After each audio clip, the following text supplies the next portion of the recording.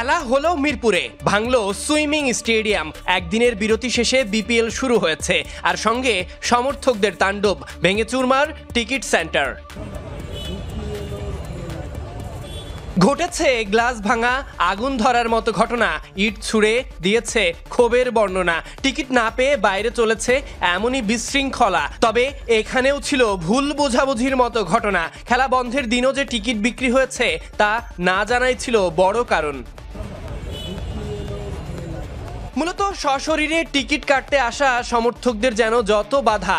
আগের দিন অবশ্য অভিযোগ ছিল অনলাইনে টিকিট না পাওয়া। ভেতরে সুন্দর বিপিএল এর বাইরেটা এমনই ভাঙাচুরা। তবে কোথায় মিলবে এসবের প্রতিকার, সেসবের প্রচেষ্টা ছিল কতটা? বিপিএল এর দিন গেট ভেঙে যার আত্মপ্রকাশ, বাইরে বিপিএল এর অশুভ সূচনা। এসবের প্রতিকার ঘটাতে ম্যাচের মাঝেই বোর্ড সভাপতি বার্তা নিয়ে এলেন।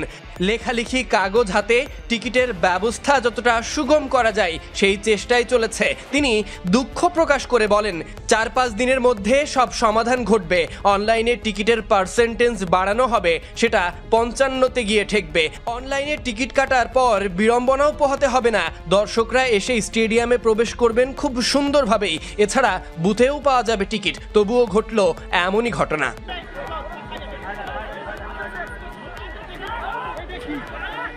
খেলার মাঠে দর্শকদের উচ্ছৃঙ্খল আচরণ নতুন কিছু নয়, তবে এই ঘটনা নতুন কিছুই। প্রথম দিন গেট ভাঙা, এরপর আজ টিকিট কাউন্টারে হামলা। এসব কিছুই চলছে মাঠের ক্রিকেটের বাইরে।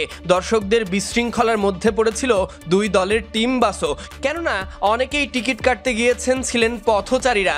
সেখানে এমন কিছু নিঃসন্দেহেই দুঃখজনক। বিসিবি এসবের পরিত্রাণ কবে মেলাবে তার অপেক্ষা।